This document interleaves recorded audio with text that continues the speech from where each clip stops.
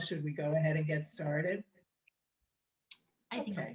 Sorry. So thank you, everybody, on behalf of William Daroff, Malcolm Hohenlein, and myself for joining our Zoom today on regional challenges and opportunities facing Israel's new government. William, I forgot to ask if we're on the record or off the record. So which is it? Mara, do you have a preference on or I'm off? fine with on the record. Okay. So I am I. know. Okay. So am I. So we're on the record. Okay, Absolutely. terrific. Thank you very much. We're joined by two experts whom we look forward to hearing from, and then a robust Q&A.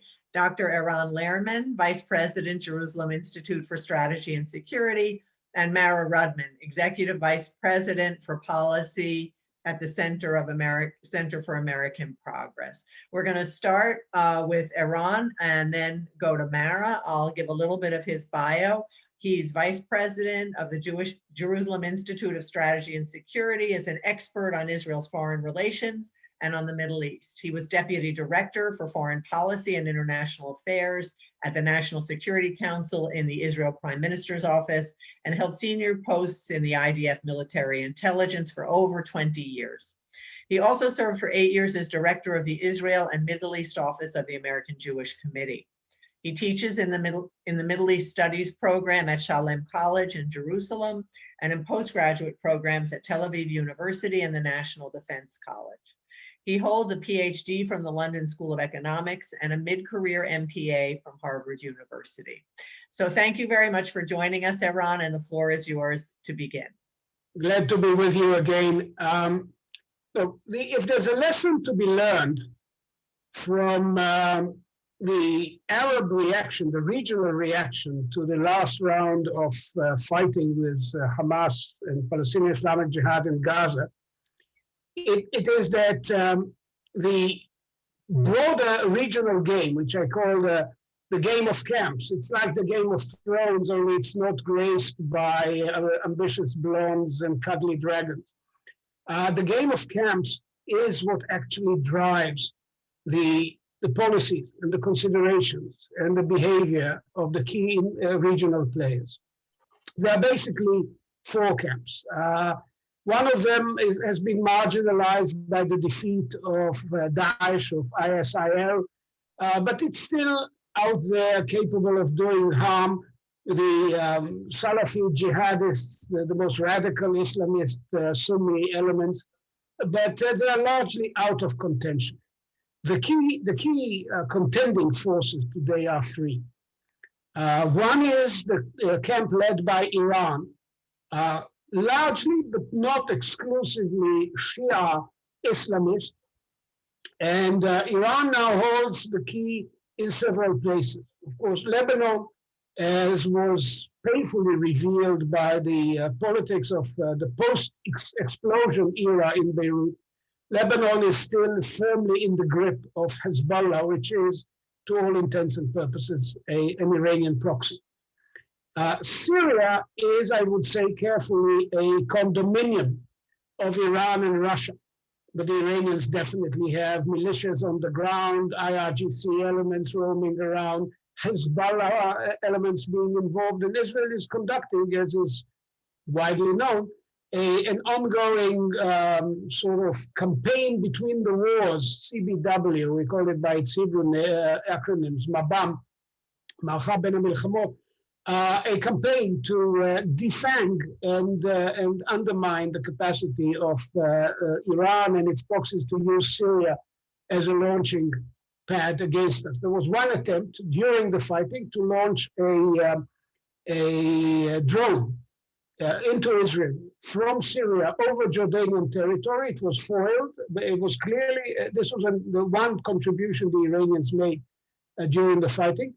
But the potential is there, and Israel is engaged in an ongoing campaign. And the latest round has been in the last 24 hours, and it's an ongoing affair. The third element, to some extent, is Iraq. To be precise, some elements, not all elements, of the Hashd al-Sha'bi, of the popular mobilization forces in Iraq, Shia militias basically are under Iranian control and influence. Others are not. The government of Kadhimi is trying to wriggle out of Iran's grip and talk to the Saudis and see where they can, if they can actually function as an independent country. But the Iranians definitely have a say in parts of Iraq and could use parts of Iraq in the future against us.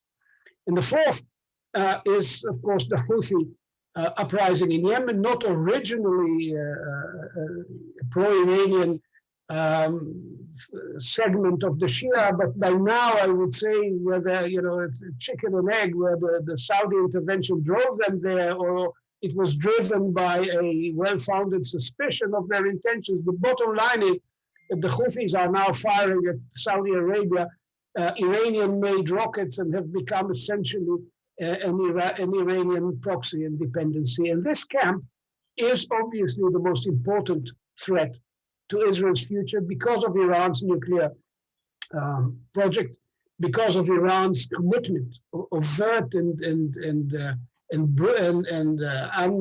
unvarnished commitment to Israel's destruction, the obliteration of Israel from the face of the earth.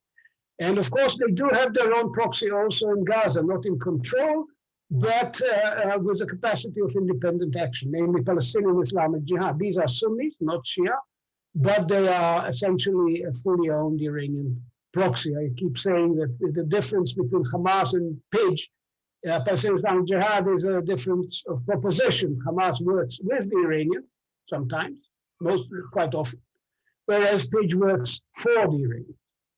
The bottom line is this is the camp, and to some extent, Palestinian Islamic Jihad played a role in igniting the crisis of May 10, which led to 11 days of fighting.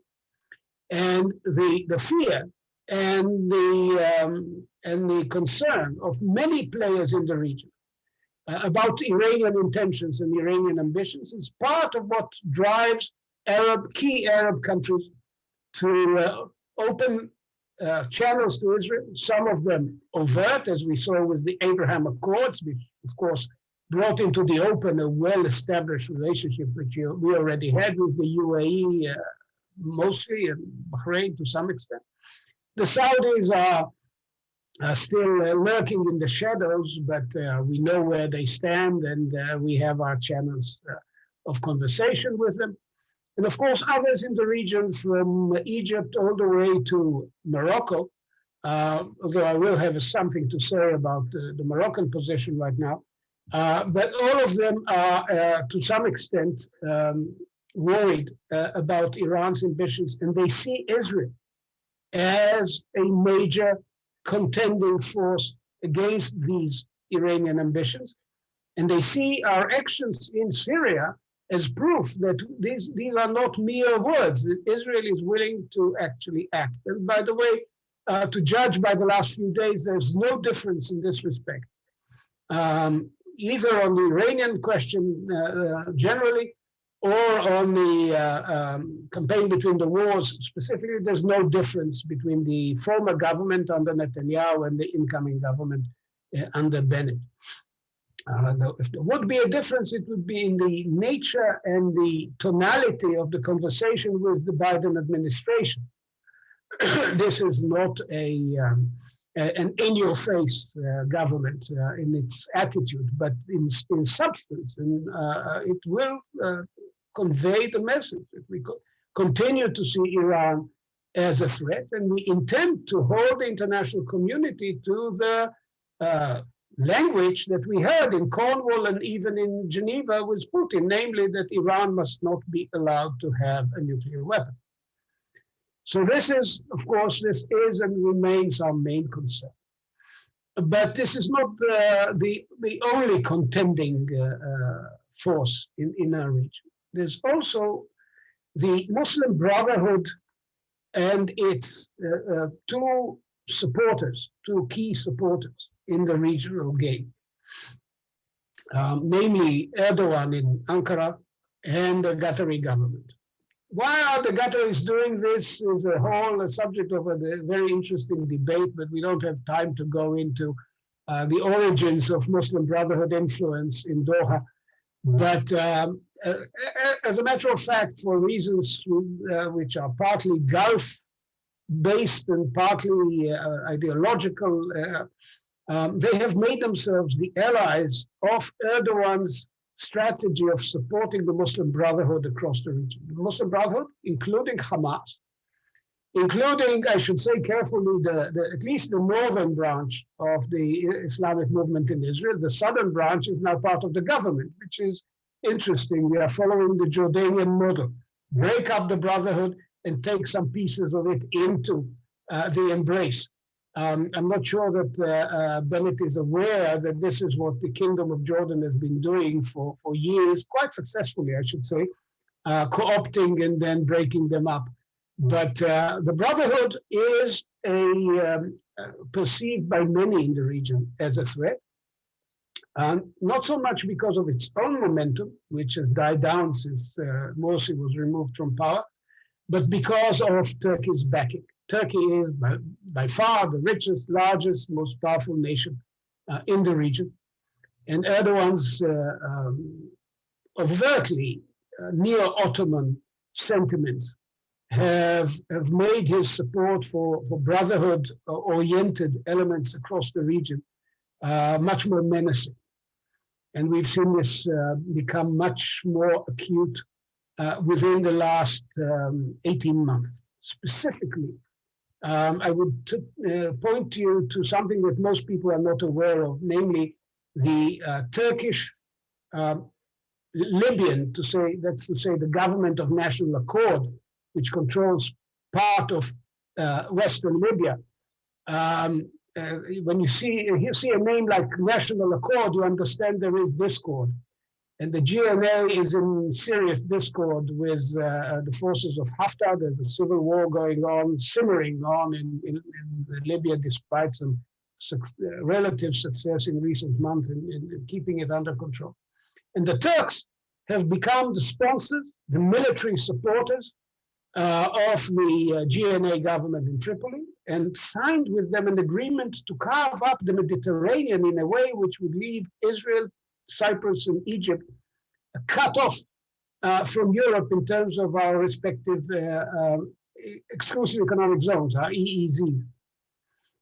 And that was, I think, the high point of Turkish provocations. The Greeks and the Egyptians last summer presented an alternative map. And interestingly, the two countries that jumped in support of the Greek-Egyptian map, well, three actually, the French, Israel, and the United Arab Emirates.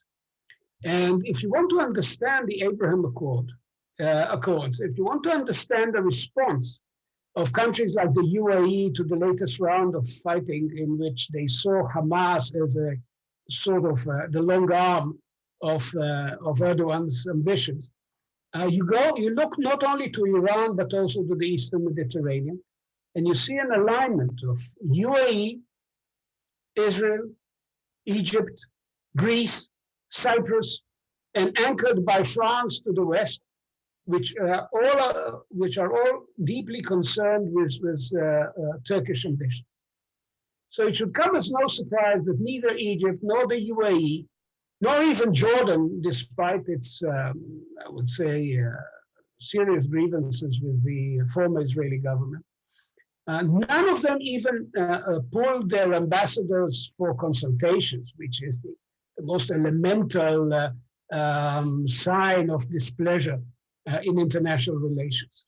The first step, the smallest indication of displeasure you can use, and even that did not happen, which is a very interesting observation.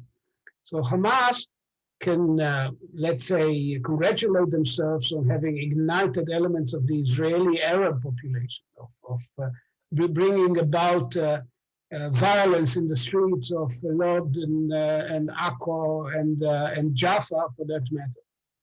But they have totally failed to generate any dynamics of support at the Arab level.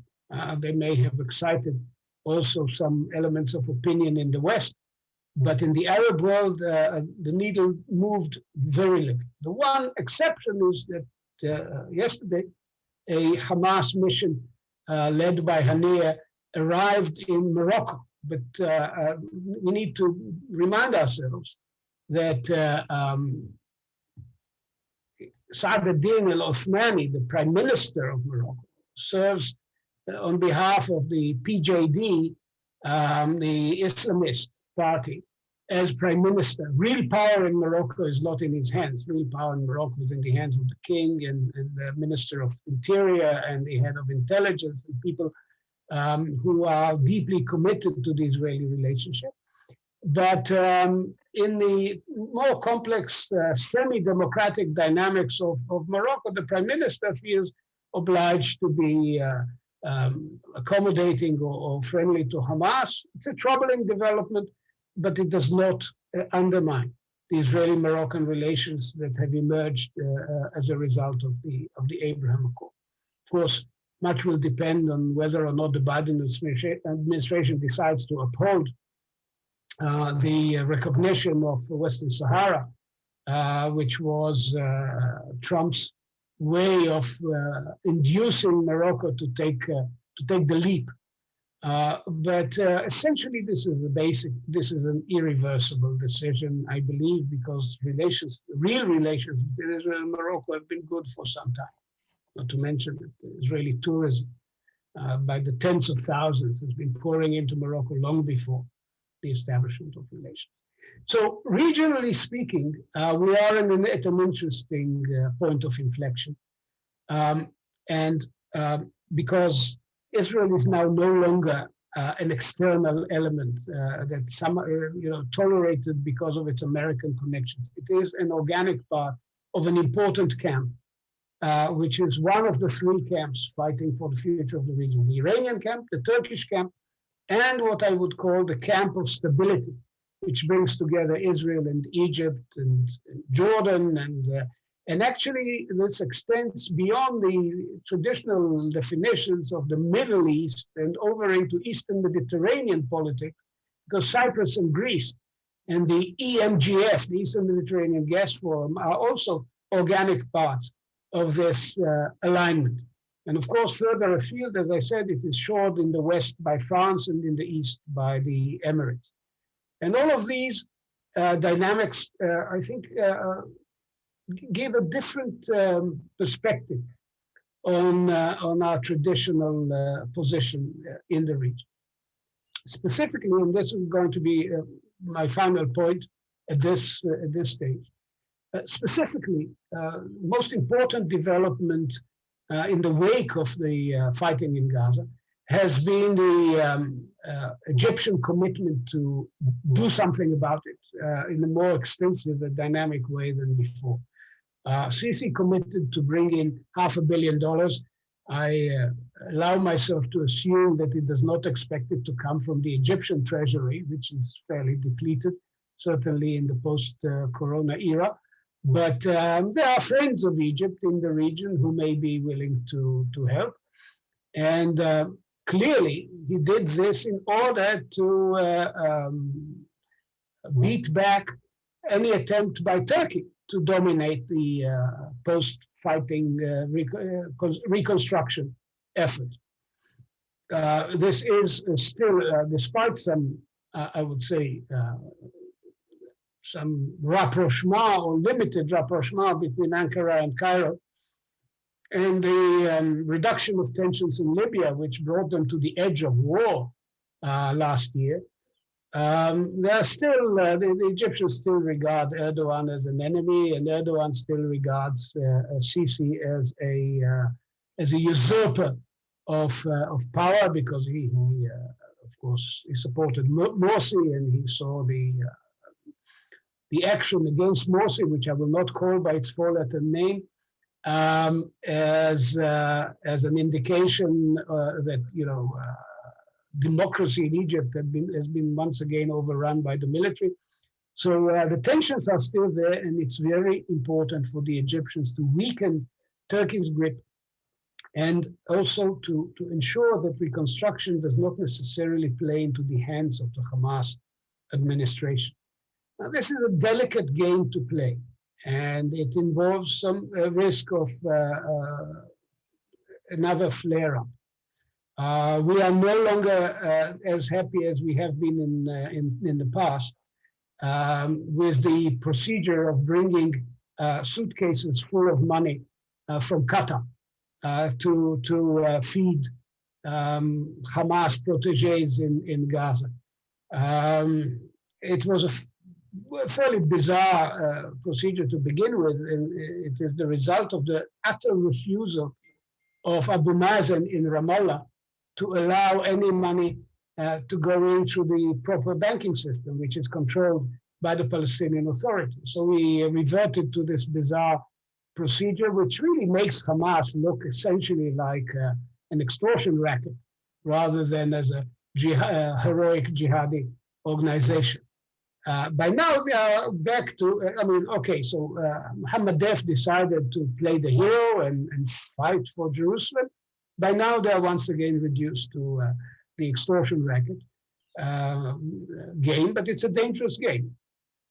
The Egyptians want to move in as an alternative mode, prevent the leakage of these monies over to Hamas projects, take as much effort as possible to reconstruct without letting Hamas rebuild their military force.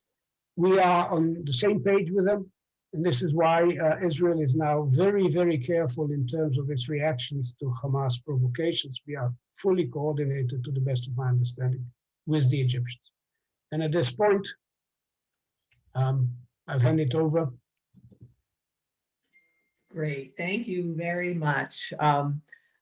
So our next speaker is Mara Rudman, who is the Executive Vice President for Policy at the Center for American Progress, where she works with policy teams to create smart strategies and find the path to turn ideas into action and action into results. She served in both the Obama and Clinton administrations and was most recently Senior Vice President for Policy and Projects at Business Executives for National Security, and led Quorum Strategies, a geopolitical strategic advisory firm. Her governmental positions have included serving as Deputy Assistant to the President for National Security Affairs in the Obama and Clinton administrations, Deputy Envoy and Chief of Staff for the Office of Special Envoy for Mideast Peace at the U.S. Department of State, and Assistant Administrator for the Middle East at the U.S. Agency for International Development. Mara, thanks so much for joining us, and the floor is yours. Thanks very much, Diane. I appreciate being here and being able to see, at least virtually, so many friends and colleagues from time working on these issues over the years. What I would like to, because I'm eager to get to conversation and to and discussion with all of you. So my intention here is to be brief and frame how I see these issues at a broad level, with thanks to my colleague Eran for providing such a detailed overview to start. So it allows me to frame more broadly, I hope. The other thing I would say is that Eran is clearly addressing this from an Israeli perspective and a perspective of Israeli interests as we look at regional challenges and opportunities facing the new Israeli government. I, not surprisingly, look at it from an American perspective and how U.S. interests would approach this. And so I would say with that, and I want to do three things here, is give kind of my sense of a fresh assessment of the interests and concerns that the United States and Israel share, and a couple of particular items that may be of special focus for the United States in that context. Address from that the opportunities and challenges that I see for the United States emerging from the new Israeli government and the situation generally that we're in at this point. And then what I see as the key steps that we should be focusing on going forward. So when I look at why do I say this is an opportunity for the United States?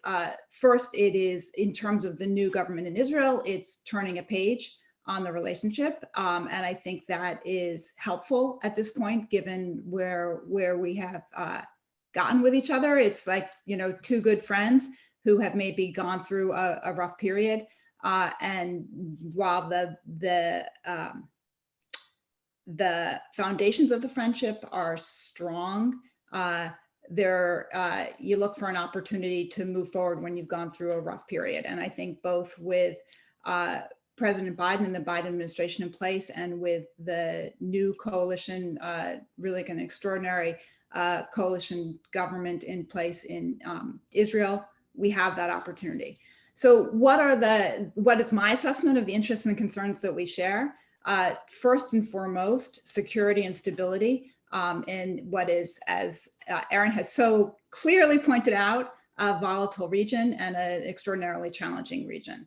And the partnership between the United States and Israel is critical, again, from an American perspective, on maximizing the abilities to maintain and further build the kind of security and stability that the world needs to see in the region, certainly for the United States. And then I think we have, I shouldn't say and then, a key component of our shared interests or concerns are the shared values we have in the importance of a democratic system. And I think a firm belief that, that a democratic system and democracy is the best way to, not only is it a value that's important, but it's also an interest in the best way to maintain security and stability in both of our countries and in the region. Just the strength of our democracies. I would add to that with a fair amount of humility and sorrow that I think both countries have a newfound alertness on the regular vigilance and care that is required to maintain that democracy and the social trust in it. And we in the United States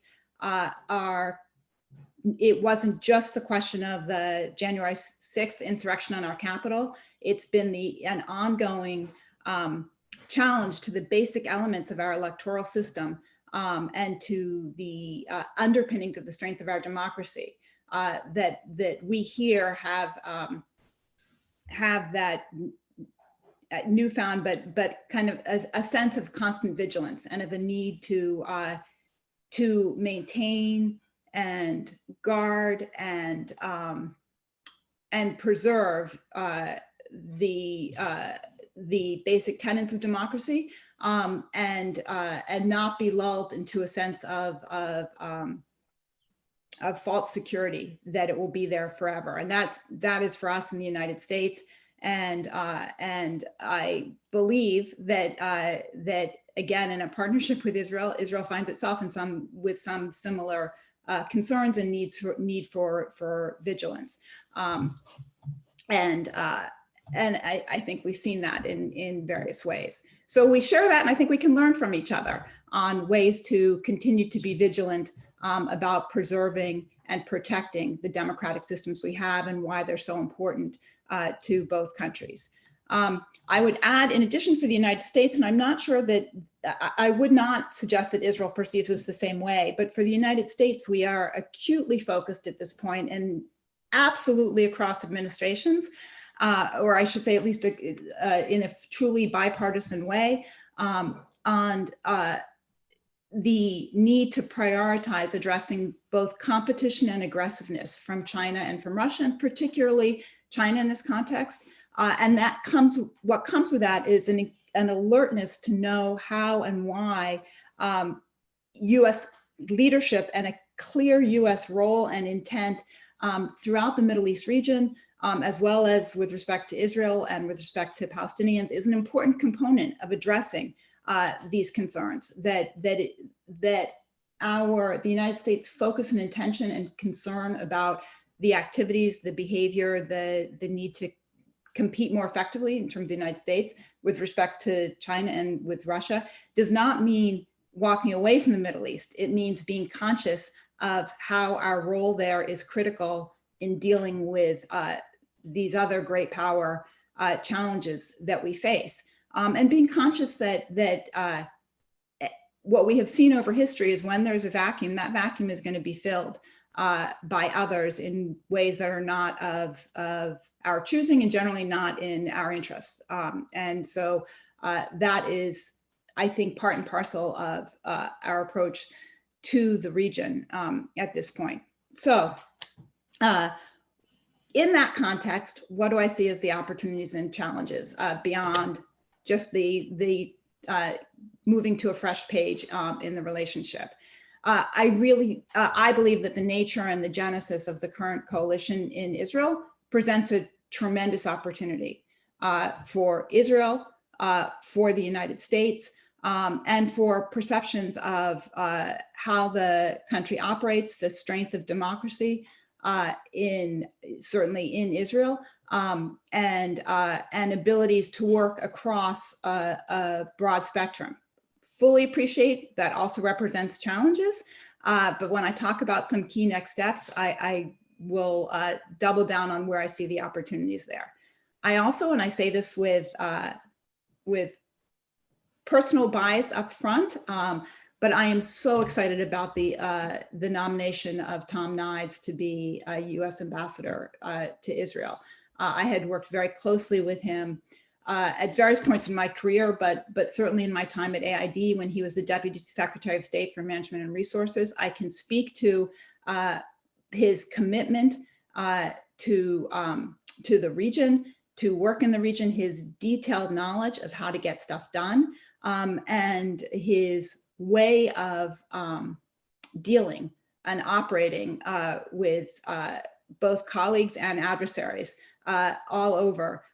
He is just extraordinary in his ability to represent the United States, get along with a wide range of people. I cannot think of someone better for this position, and particularly in the time that we're in and the challenges we face. So I hope that the Senate agrees with me in terms of moving forward rapidly with his confirmation, and I fully expect that they will.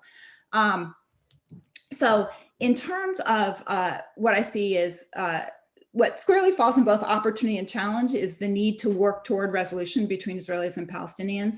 How for the United States, this continues to be a critical component, and I believe it goes back to interests in both strengthening democratic systems, but also in security and stability in the region. And so we need to be working toward that and discussing with our partners in Israel, others throughout the world, how best to do that and how to be seen to be doing it, which is the actual action is important and the perception of the action is important as well. I believe that the Abraham Accords present a tremendous opportunity in this context. I think they were clearly an important accomplishment of the prior administration. I would also say that the Emiratis are, for a range of reasons, strategic partners. And I believe in the initiation work on the Abraham Accords. It was also critical. The way in which it happened and occurred was critical in terms of holding back what I think would have been otherwise disastrous action by the past Israeli government. So I see the opportunity to build upon the Abraham Accords as a way to also look at how we work towards resolution between Israelis and Palestinians in the current conflict and the long ongoing conflict. I would put the United States efforts with Iran in terms of trying to address most directly the significant threat that Iran poses. First, in the in terms of their development of ongoing efforts to develop nuclear weapons. Also, in terms of concerns we know you share on ballistic missiles and on propagating and supporting terrorist activities throughout the region, their tremendously destabilizing role. I fully appreciate that the United States is likely to differ with Israel on how best to pursue those challenges, but I think we have a shared view of what the challenges are and what we need to do in our relationship, the United States and Israel, is figure out how we manage what we see as the shared challenge, but also what may be our disagreements on ways to approach. And hopefully we can do it as friends and as trusted partners. And Eran went into, helpfully laid out a lot of the challenges faced, and challenges and opportunities, I would say, with Turkey, with Egypt and Jordan. I put the Saudis in that category as well. And so for the United States, the relationships are different than with Israel than Israel has with those entities, and the perceptions may be different. But broadly speaking, I think it's an area of vast opportunity for us moving forward, with some of the changes in the dynamics in the region, with a lot of what President Biden was aiming to do, and I believe accomplished on the just concluded European trip, in terms of how he spoke, the kinds of partnerships he was looking to rebuild, and the strength of those partnerships with the G7, with NATO, and with the EU. And again, that harkens back to the references I made to concerns about China, concerns about Russia, but also goes to just how we work with others. Close transatlantic partnerships, partnerships with Israel, partnerships with others in the region. And that gives us more going forward. So what do I see as the next steps, the key most important items to look for? First, it's clear to me that in terms of, for the United States, how we can be most useful in terms of getting on a path towards a better path towards resolution between Israelis and Palestinians. We're in a conflict management stage. There's a reason that a special envoy has not been appointed, but it does not mean that there is a lack of attention and concern to the issue and to figuring out how best to deal with it. So I think for the United States, that involves building new relationships. Again, I view the coalition and the prime ministership of Naftali Bennett, the foreign ministry role of Yair Lapid as a tremendous opportunity, and also reinforcing where there have been existing relationships. I would particularly focus in terms of the coalition and on Mansour Abbas and Ram, and not just because of the unique role and place that Arab Islamist party has in a governing coalition of Israel. I would look at it for how Abbas negotiated his position in that coalition, that he was focusing on the domestic policy interests and concerns of his constituents, and how to maximize for that, much as the ultra-Orthodox parties in Israel have been doing for some time. So he was using a very democratic model and a very Israeli model of how to best get practical delivery on things that his constituents needed. And I think that's indicative of the current government as a whole, and a focus and a way of proceeding. I think that's an interesting, I think we can further build on that, we, United States and Israel, in looking at practical steps in the West Bank and Gaza. What is in the interests of Israelis? What's in the interests of Palestinians in delivering for delivering for constituents, delivering for stakeholders, and how can we use that as a foundation to move forward in resolving the conflict? I also think that's where the various partnerships building on the Abraham Accords can be helpful and useful, and where there are opportunities. And then I would just say, with respect to the United States approach to the Iran nuclear agreement, I think that what we need to do is figure out how we, Israelis and Palestinians, American and Israeli leaders together, need to figure out, and I believe this is already ongoing, how we manage what may be continued disagreement with our Israeli partners in terms of what will be the United States approach on that front. So with that, let me turn it back over to Diane. I look forward to a conversation. Okay, thanks so much. And I'll remind everybody to use the raise hand function, and I'll just start, both of you mentioned Saudi Arabia and the Abraham Accords, and we've been talking about that for some time. Do you think it's realistic to think that Saudi Arabia will enter into the Abraham Accords? And if so, what do you think needs to happen in order for that to occur? I don't know who'd like to start, maybe Mara, sure, go ahead. Sure, I would use Saudi Arabia as a prime example of looking for opportunities to lay out some concrete forward steps with respect to working the Israeli-Palestinian challenges and conflicts, and build those in to what it will take to get a Saudi agreement in terms of an Abraham Accords-like agreement with the Saudis. I actually believe that that is, in terms of constituent concerns within Saudi Arabia, and I recognize it's a kingdom, so it may seem an odd way to describe it, but there are stakeholder concerns and interests everywhere. I believe that continues to be relevant and important. And so I think that's part of the opportunity to bring the Saudis in, is looking at laying out some steps forward, practical steps that help Palestinians, that help Israelis. And I think we could work to tie that, as well as interests clearly Saudi Arabia will have with the United States.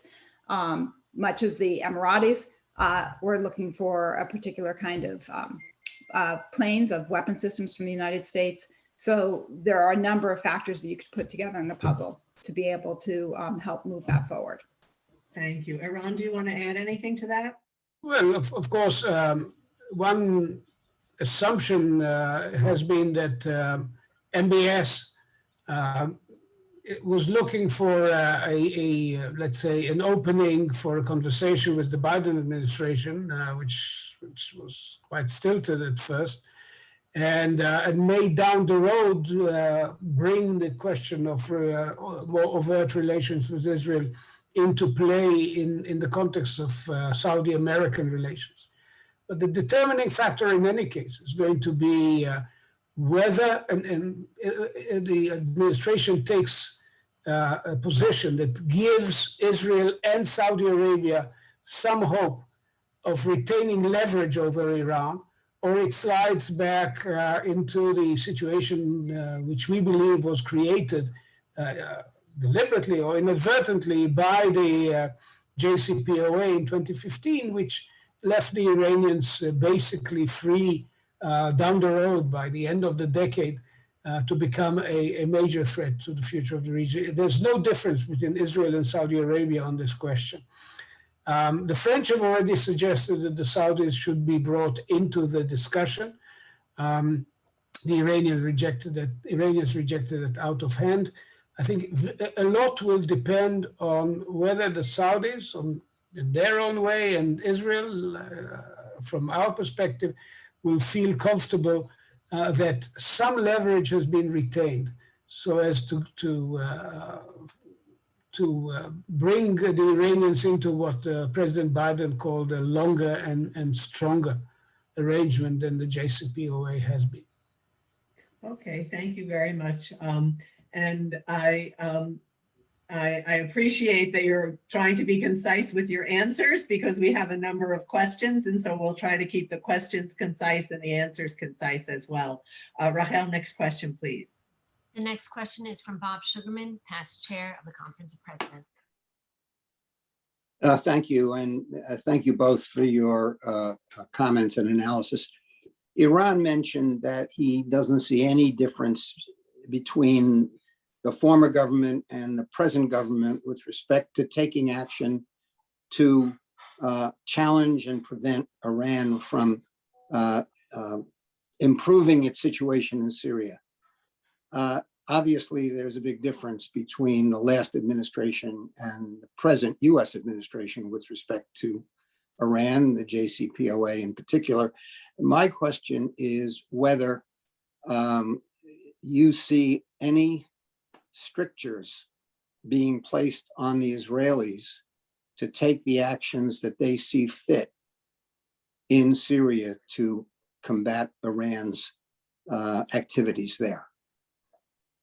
Well, it's an interesting question because I've just been writing or adding to a paper written by my colleague Mickey Aronson on the Biden-Putin summit that the limited reduction of tensions between Moscow and Washington, not that anything really dramatic happened in Geneva, but the return of ambassadors, etc., leaves us some room for the continued dialogue with Russia, which is vital to our ability to conduct our operations in Syria. It is a very complex and delicate business. It's been going on for nearly 6 years now since the Russians moved in September 15. But we've come to a kind of working understanding. We have a point-to-point communication channel between our Air Force headquarters and the Russian headquarters at Khmeimim. I'm not revealing a military secret because senior Israelis have referred to this in the open. And so we do not face a serious Russian constraint, and we certainly have heard no comment to this effect from the Biden administration. To the contrary, I took note of the fact that in the White House readout of the meetings with Yossi Cohen and Meir Ben Shabbat on the Iranian question, there was a clear repetition of a mantra that President Obama also used more than once, which is that Israel is entitled to defend herself by herself. And I would add also, from Israel's perspective, according to her own lights, looking at the threat as we see it.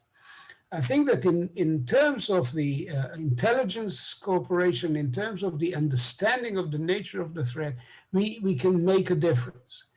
And if and I'm saying this very carefully, if the conversation is conducted without the baggage or the overlay of mutual interference in each other's politics, which colored some of our interactions in recent years, I think we should be able to make our points loud and clear. I don't think that there's a serious difference in substance between Gantz, Lapid, and certainly Bennett on one hand, and what Netanyahu thought and felt about the Iranian nuclear project. There may be a serious difference in style, and that is, at the end of the day, an important aspect of international relations. So we hope, I think our chief of staff has been coming regularly to Washington for conversations. I assume there will be high-level meetings sooner or later. Foreign Minister Lapid has been an advocate of Israel's position on Iran, even in opposition, and certainly will continue to take that position as in his new capacity as the alternate prime minister and one of the two trendsetters in this government. I'm looking forward to this conversation. Okay, in the interest of getting to as many questions as possible, we'll go to the next question, please, Rachel. Next question is from Josh Katzen of Camera. Thanks very much. Eran, always good to see you. And I'm reminded whenever we speak that I hope one day to be able to speak English as well as you do. Mara, you said that the problem has been that two good friends have gone through a rough patch over the past few years, and you're looking forward to better relationships between America and Israel. The reasons we went through a rough patch is because the Obama administration pushed the Iran deal, which is roundly opposed in Israel, and pushed the peace process for which there is no constituency whatsoever at this time in Israel. The Biden administration, as you just said, is about to push those same two proposals for which there is no support in Israel. So why do you think things are going to get any better? The Biden administration is making the same mistakes that the Obama administration made. And okay, Netanyahu won't be opposing it, but Naftali and Yair Lapid will be opposing it. So why are you so optimistic that things are going to be different? So I don't think it will come as a surprise that I differ in the premise of your question. I have a different take on the Obama administration in which I served and what we did and how we did it and why we did it. And when I look at the relationship between the countries, I think I view it as not just between the leaders, but the people throughout the country. And at this point, and with respect to Israel, that is certainly the those within Green Line Israel, as well as those in West Bank and Gaza, and the range of population that's within Israel. I would also come back to what United States interests are, and I think some appreciation with partners on where interests may differ.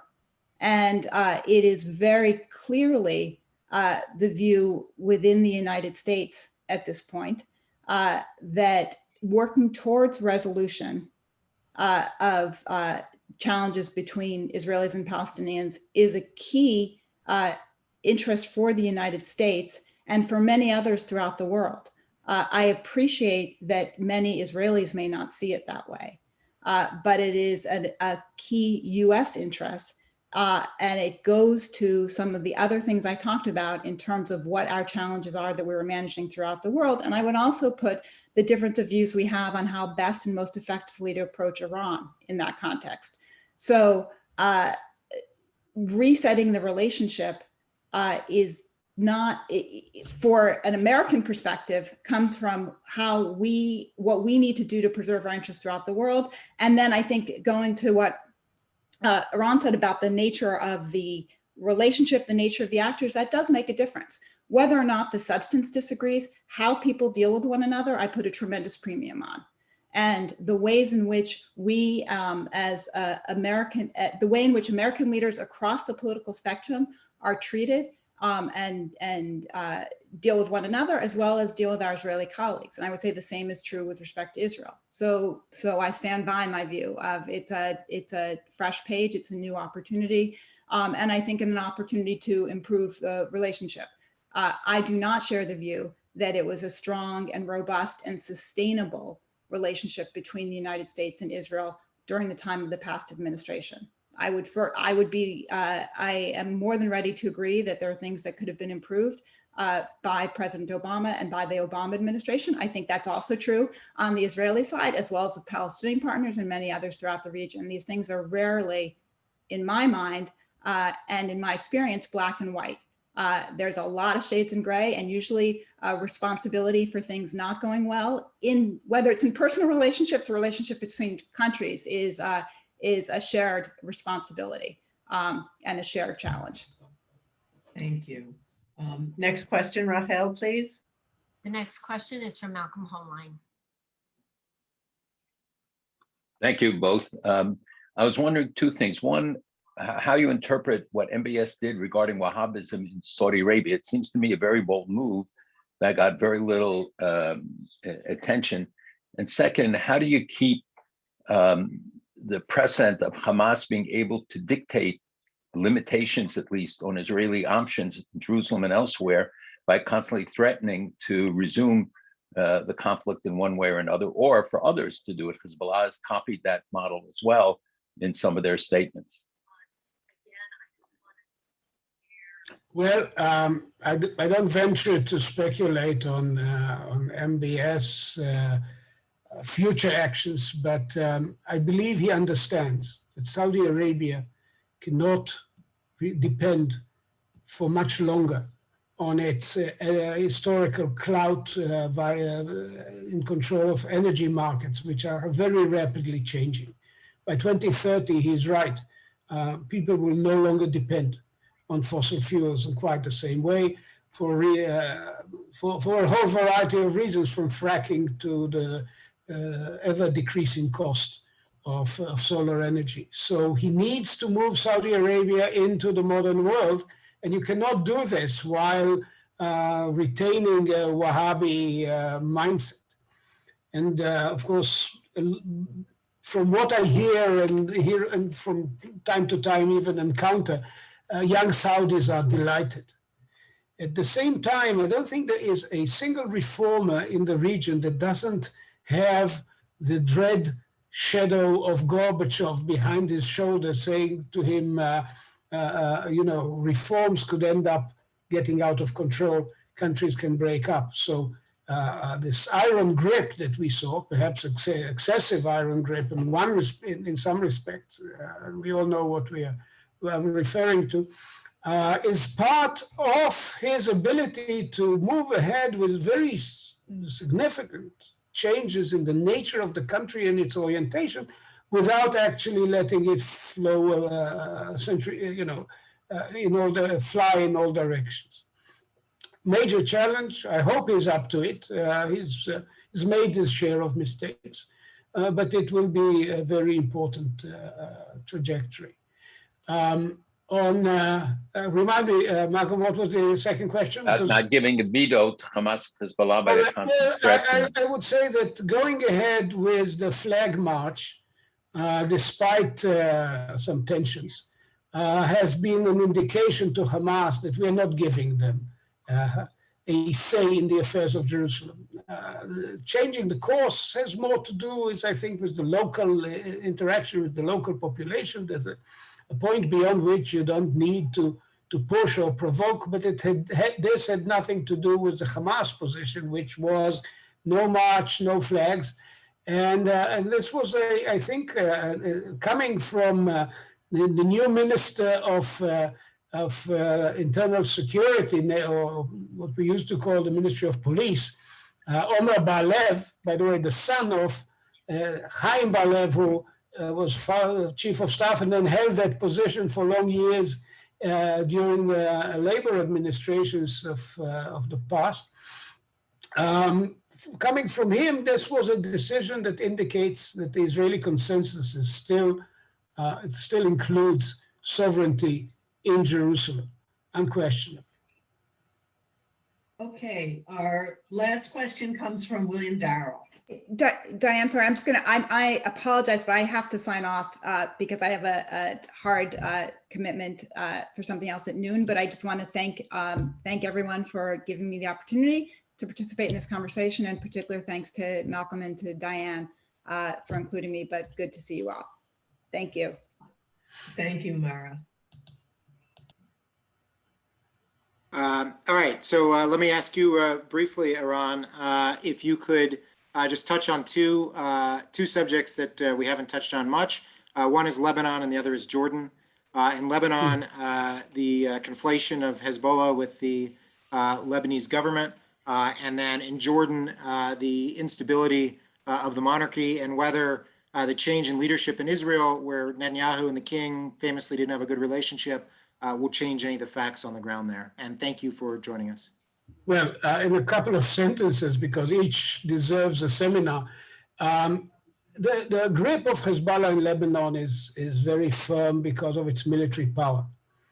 Under the surface, a lot of Lebanese are sick and tired, and we saw this in the context of the reactions to the explosion in the Beirut port, that many people attribute to some extent, not only to the corruption and total ineptness of Lebanese government, but also to Hezbollah interests in keeping this pile of ammonium nitrate where they can use it from time to time.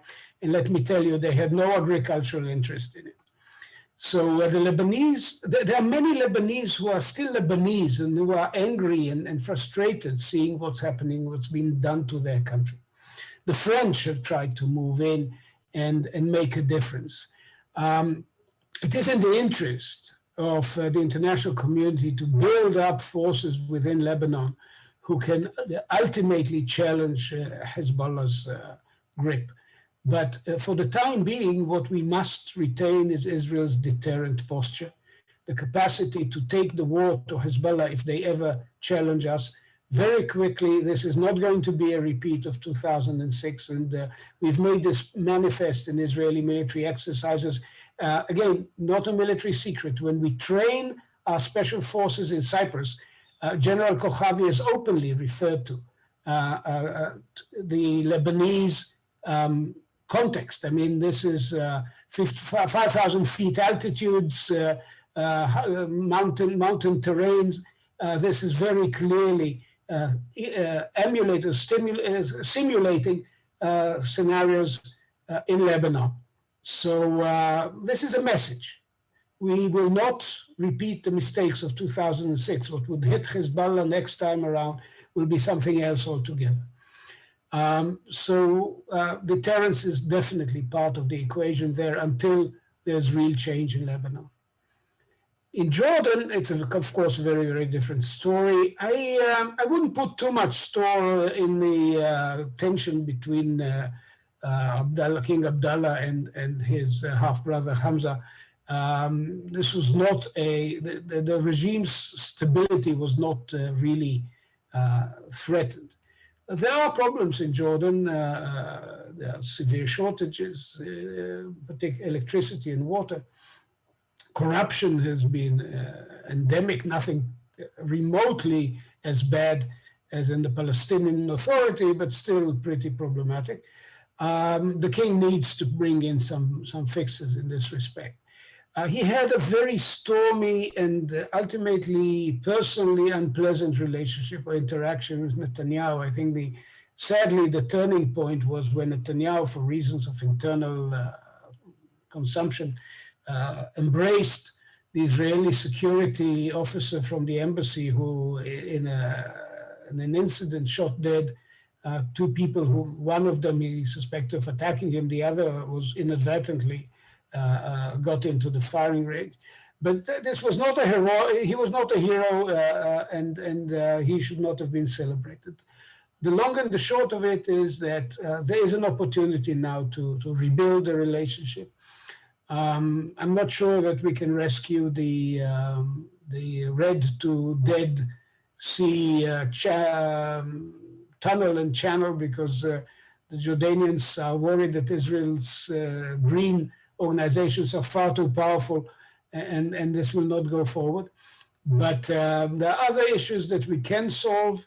At the end of the day, Jordan's trade goes through Haifa. Our water arrangements are keeping the Jordanians with at least the minimal level of supply, and we can possibly extend them as Israel improves its water situation technologically. And at the personal level, I hope for a better interaction. Jordan is very important to our future, to the stability of the region, to the safety of our eastern border. And we should do all we can bilaterally and in Washington to keep things that way. Thank you very much on behalf of all of us for the very interesting commentary. And we look forward to continuing the conversation over time as we move forward, because the one thing we know is things will continue to change. So I'm grateful to Martin Kramer for hosting me and making this possible, because I could not do it from home under the circumstances. So he's been thank you very much. Have a good day and have a good evening. Thank you again, Eran. Thank you, everybody. Shabbat shalom. Bye.